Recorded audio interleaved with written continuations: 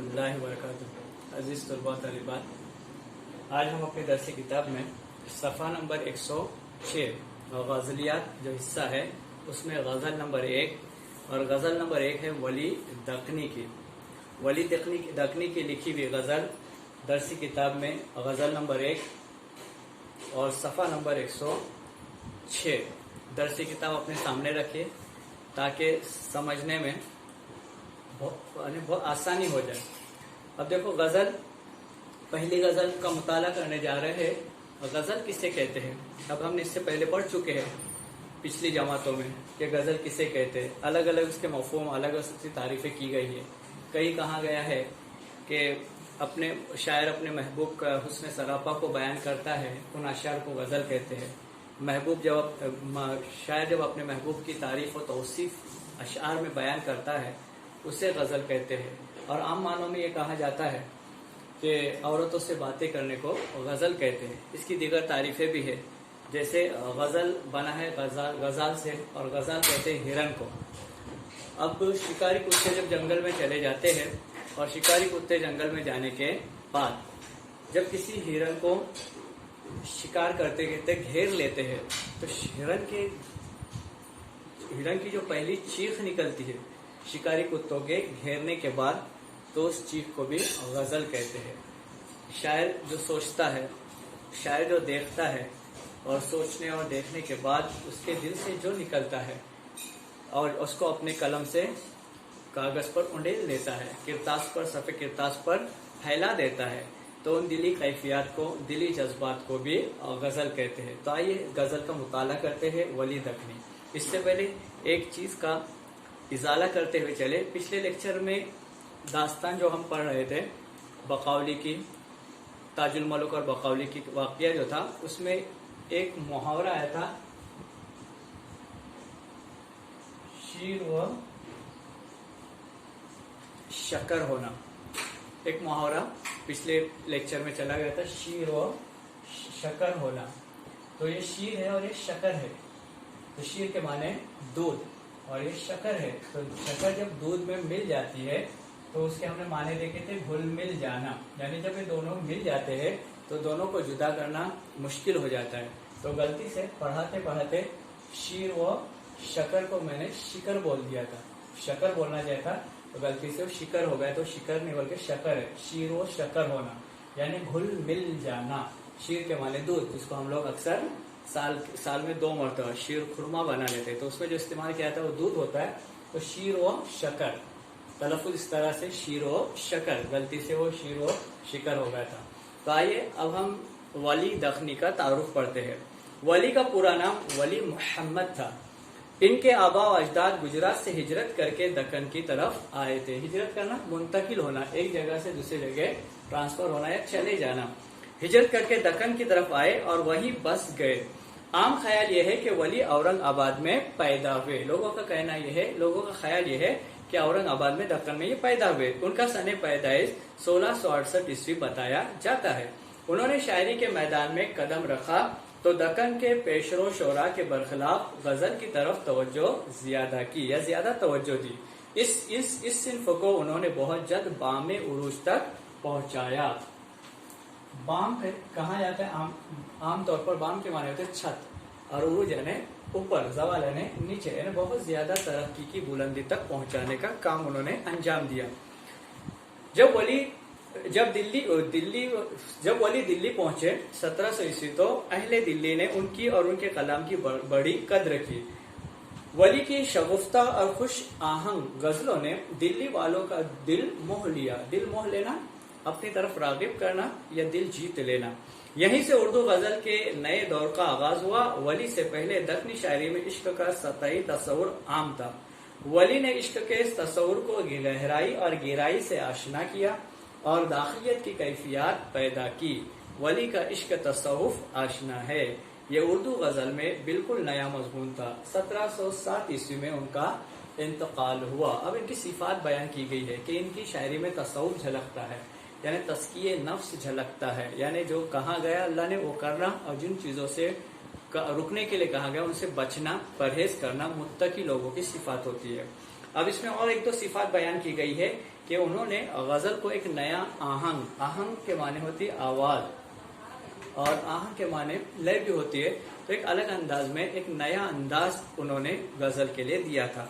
अब गजल के जो अशार है ये दक्कनी है, हम दक्कनी अशार को हम क्या करेंगे, पढ़ेंगे और उसमें आने वाले अल्फाज भी कैसे बोलो दक्कनी है। इब्तिदा में दक्कनी उर्दू का इस्तेमाल शायरी में और आम जुबानों में भी किया जाता है। और आज भी दक्कन के कुछ इलाके जहाँ हैदराबाद है, दीगर बड़े बड़े इलाके हैं जहाँ आप चले जाएंगे तो दक्कनी अल्फाज आपको मिलेंगे और उसमें को लफ्ज बार बार मिलेंगे। जैसे अभी मैं खाना खाकर आया, ये उर्दू का जुमला है, तो वो बोलते वक्त दक्कनी वाले कहेंगे अभी तो मैं खा को आया, अभी मैं स्कूल से आया, अभी तो मैं स्कूल को जाको आया, मैं तो अभी लड़ाई करके आया, मैं लड़को आया, खाको आया, रोको आया। तो ऐसे कोको अल्फाज जो है वो दक्कनी अल्फाज होते हैं जो दक्कन के में उर्दू में बोले जाते हैं। अब देखो पहला शेर, नई कोई ता सुने अहवाल मेरी दिल फुगारी का, कहूँ किस कन गरीबा चाक कर दुख बेकरारी का। अब कोई यानी कोई, अब ये गजल पूरी समझने के लिए बार बार अल्फाज माने, ये गजल पूरी वीडियो पूरा होने के बाद इस किताब को सामने रखकर अल्फाज के माने कई मरतबा पढ़ना पड़ेगा आपको, बार बार पढ़ते रहेंगे तो ये गजल खुद बहुत समझ, बहुत आसान गजल है, लेकिन यहाँ अल्फाज दक्कनी होने की वजह से समझने में दुश्वारी होती है। नहीं कोई ता सुने अहवाल मेरी दिल फुगारी का, फुगारी कहते हैं जख्मी को, दिल फुगार कहते हैं जख्म और जख्मी को, तो दिल फुगारी भी कहा जाता है जख्मी को, फुगारी कहते हैं जख्मी को। कहूँ किसकन गरेबा चाक कर दुख बेकरारी का, शायर कहना चाहते हैं कि मैं अपना दुख किसे सुनाऊं, और अक्सर जो दुख सुनाया जाता है वो अपनों को सुनाया जाता है, और जो खास होते हैं ऐसे दोस्त जो गम में और खुशी में साथ देते, उन्हीं को अपना दुख और अपना दर्द सुनाया जाता है। नहीं कोई ता सुने अहवाल मेरी दिल फुगारी का, मेरे जख्मी दिल का अहवाल कौन सुनेगा, कोई सुनने वाला नहीं है। कहूँ किसकिन गिरेबा चाक कर दुख बेकरारी, अपना गिरेबा चाक करके अपनी बेकरारी का, अपने दुख दर्द का हाल किसे जाके सुनाओ, कोई सुनने वाला नहीं है, मेरा अपना कोई नहीं है, मेरा दोस्त भी इस बात को नहीं सुन रहा है। हालांकि मेरा दोस्त हमराज होता है, हमेशा दोस्त होता है वो हमराज होता है और हमेशा साथ रहता है, और दोस्त से ही दिल की बातें की जाती है। कहा कह रहे कि मैं अपने दिल का हाल किसे सुनाऊं, दिल की कैफियत किसे सुनाऊं, दिल का आलम किसे पेश करूं, कि मेरा दिल जख्मी है और जख्मी हालात किसे बयान करूं। अजब नहीं उठ के बेताबी सू सर मारे किनारे पर, सुने गर माजरा दरिया हमारे अश्के जारी का। अब लफ्ज है अश्क, अश्क के माने होते हैं आंसू, आंखों से जो आंसू गिरते अश्क कहा जाता है।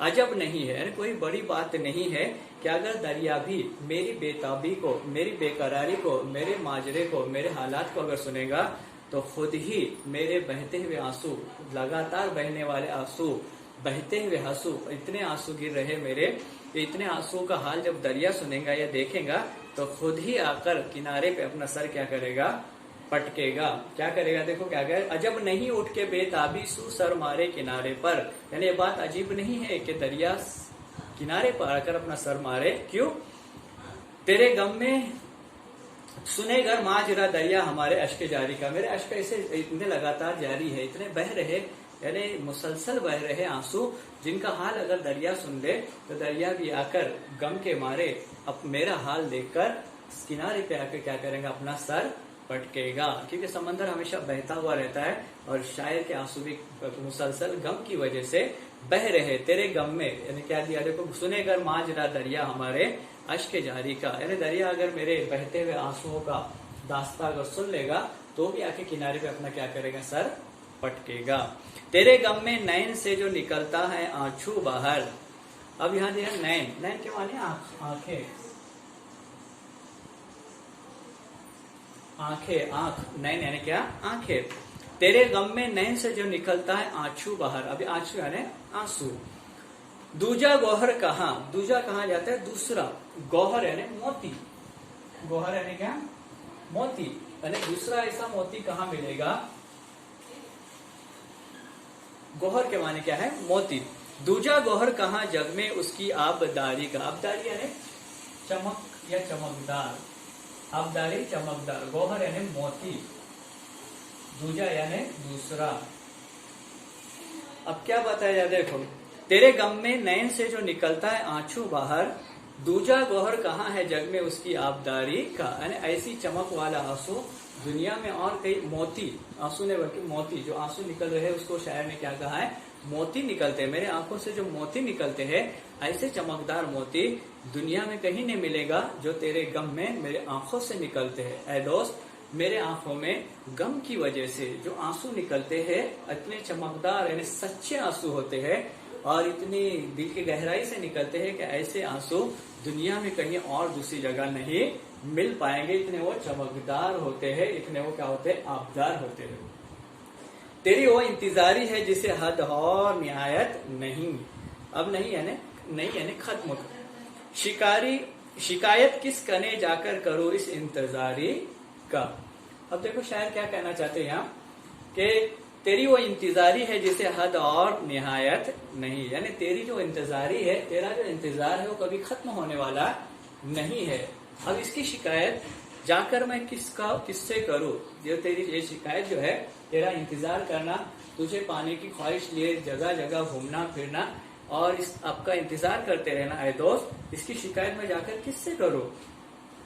हुई है आलसी जोगन तेरे मुख के तस्वुर में, भगोती मुंह पे क्या दम मारती है खाक सारी का। अब भगोती कहा जाता है एक किस्म की राख होती है, एक ऐसी राख होती है, एक किस्म की राख होती है जिसको भगवती लफ्ज इस्तेमाल किया है। ऐसी किस्म की राख होती है जो जोगी लोग ऐसे हाथ डालते हैं और यहाँ अपने यहाँ लगाते हैं। अब यहाँ जोगी से मुराद एक तो गैर ईमान वालों में जोगी होते हैं, इनको सन्यासी कहा जाता है। वो लोगों से ताल्लुक तोड़ देते हैं, घरों को छोड़ देते हैं और जंगलों में, पहाड़ों में, बयाबा में जाकर बसते हैं और वो अपने एतबार से मजहबी, उनके मजहबी एतबार से वो जोगी कहलाते हैं।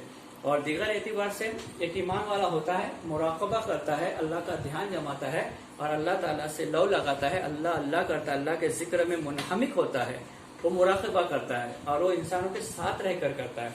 लेकिन ये जो होते हैं ये बाहर चले जाते हैं। तो ये कह रहे हैं कि जब कोई बंदा अल्लाह को याद करता है, अगर इसके हकीकी मानों में लिया है तो जब कोई बंदा अल्लाह को दिल से याद करता है तो उसके यहाँ राख लगाने से कोई माने नहीं, बल्कि उसके अंदर अल्लाह ताला की मोहब्बत, अल्लाह ताला का डर, अल्लाह ताला का खौफ और अल्लाह की मोहब्बत ही उसको अल्लाह के सामने झुकने पर क्या करेंगी, मजबूर करेंगे और अल्लाह के सामने वो झुकेगा। वरना एक किस्म की राख लगाओ या कुछ और गैर ईमान वालों की तरह और भी कोई चीजें करो, तब भी अल्लाह ताला की कुर्बत या कुर्बत नसीब नहीं होगी, अल्लाह ताला से दिल नहीं लगेगा। भभूति मुंह पे क्या दम मारती है खाकसारी का, यानी ये भभूति लगाने से लगता है कि ये जोगी है, लगता है कि ये ईश्वर के प्यार में निकला है, लेकिन अगर दिल में प्यार न हो, अगर दिल में अल्लाह की मोहब्बत न हो तो ये नजर आने वाली चीजें कोई काम देती नहीं है।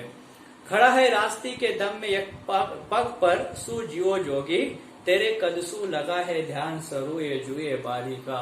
यानी जिस तरह से एक बंदा, एक आशिक, यानी यहाँ जोगी कहा गया है, एक यहाँ जोगन जोगी इस्तेमाल किया गया है कि अपने एक पैर पर खड़ा होता है और अल्लाह का ध्यान जमाने की कोशिश करता है। गैर ईमान वालों में रहता है, वो अपने एक पैर पर खड़ा रहकर अपने भगवान को क्या करता है, याद करता है और ध्यान लगाने का, ध्यान जमाने की कोशिश करता है और इतनी मुनहमिक होकर करता है कि जो किनारे दरख्त होता है सरू का, एक दरख्त होता है सरू का जो कद के एतबार से बहुत ऊंचा होता है, बिल्कुल सीधा चला जाता है, वो भी उसको देखकर ताज्जुब करता है कि मैं जो खड़ा हूँ, कई सालों से खड़ा हूँ और बिल्कुल सीध में खड़ा हूँ, लेकिन ये अपने अल्लाह के बारे में, अल्लाह के याद में इस तरह से खड़ा है। जुए बारी का, अब यहाँ जो जुए बारी का लफ्ज दिया गया है, नहर के किनारे उगा हुआ, ये क्या किनारे उगा हुआ सरू लफ्ज दिया गया है। सरू दरिया का किनारा होता है, नदी का किनारा होता है। जू के माने होते हैं नहर, जुए शीर जिसको कहा जाता है, दूध की नहर कहा जाता है। यहाँ दूध की नहर का वाकया नहीं है, जू आया है तो जू के माने होते हैं नहर। तो नहर के किनारे उगा हुआ जो सरू है वो भी इसको देखकर के एक पैर पर खड़ा होकर अल्लाह का ध्यान जमाने की या गैर ईमान वालों के एतबार से, उनके मजहब के एतबार से ध्यान जमाने की कोशिश कर रहा है, तो उसको देखकर खुद सरू भी क्या कर रहा है, जो नहर के किनारे है वो भी ताज्जुब कर रहा है। रास्ती सच्चा, रास्ती यानी क्या, सच्चा, रास्त से बना है, रास्त यानी सच्चा और उसी से रास्ती बना है। तो रास्त यानी क्या, सच्चा, यानी सच्चा आशिक, اللہ کے یاد میں یا غیر ایمان والوں کے اعتبار سے اپنے بھگوان کو یاد کرنے کھڑا ہوا ہے، اسے دیکھ کر کنارے پہ جو کھڑا ہے کون، ایک اگی ہوئی گھاس ہے سرو، وہ بھی دیکھ کر اسے کیا کر رہا ہے، تعجب کر رہا ہے۔ ولی اخیا کی کر دوات پتلی کی سیاہی سو، لکھیا تیری صفت کو لے قلم مانی نگاری کا۔ آخری شعر ہے مقطع کا شعر ہے، اور مقطع کے شعر میں شاعر اپنا تخلص، اپنا نام استعمال کرتا ہے، اگر نہ بھی کرے تب اسے مقطع ہی کہیں گے، اور مقطع اس لیے کہیں گے کیونکہ جہاں شاعر اپنی بات کیا کرتا ہے، منقطع کرتا ہے، شاعر اپنی بات کو کیا کرتا ہے، ختم کرتا ہے، اس شعر کو مقطع کہتے ہیں۔ آخری شعر ہوتا ہے، شاعر اپنا کلام کیا کر دیتا ہے، منقطع کرتا ہے۔ پہلے شعر کو ہم مطلع کہتے ہیں کیونکہ اس کے دونوں مصرے ہم کافی ہے تو اس کو ہم مطلع کہتے ہیں۔ اگر دوسرا شعر بھی، دوسرے شعر کے دونوں مصرے بھی ہم کافیہ ہو تو اس کو مطلع نہیں کہیں گے، اس کو حسن مطلع کہیں گے۔ اور آخری شعر جس میں شاعر اپنا تخلص بیان کرے، اپنا نام بیان کرے یا نہ کرے، پھر بھی ہم اس کو کیا کہیں گے، کرے تب بھی اور نہ کرے تب بھی اسے مقطع کہتے ہیں، کیونکہ شاعر وہاں کیا کرتا ہے، اپنی بات کو ختم کرتا ہے۔ تو ولی آنکھیاں کی کر دعوات، یعنی دعوات پتلی کی سیاہی سو، یعنی اپنے آنکھوں کو کیا کر لے، اپنے آنکھیاں کی کر دعوات، اپنے آنکھوں کے کیا کر لے، دعوات بنا لے، اور پتلی کی سیاہی کر لے، جو پتلی ہے اس کو کیا بنا لے، روشنائی بنا لے۔ لکھیا تیری صفت کون لے قلم مانی نگاری کا۔ شاعر کہہ رہا ہے کہ اللہ بندہ جو ہے اللہ سے مخاطب ہو کر کہہ رہا ہے، اللہ میں نے تیری قدرت کو دیکھا، تیرے جلووں کو دیکھا، تیری قدرت کے مناظر کو دیکھا، میں نے اپنا تجربہ کیا، میں نے بہت سی چیزوں کو دیکھا، بہت سی چیزوں کو محسوس کیا، اور محسوس کرنے کے بعد اپنے تجربوں کو اور اپنی تمام چیزوں کو دیکھنے کے بعد ان تمام چیزوں کو میں نے اپنے قلم سے، اپنے ذہن سے آپ کی قدرت کو بیان کرنے کی کیا کی ہے، کوشش کی ہے۔ اے ولی تو نے اپنے تجربات سے، اپنے آنکھوں سے جو کچھ دیکھا، خدا کی قدرت کو، خدا کی فطرت کو، خدا نے بنائی ہوئی چیزوں کو، خدا نے دی ہوئی نعمتوں کو جو تو نے دیکھا، جو تجربہ کیا، ان تمام چیزوں کو دیکھنے کے بعد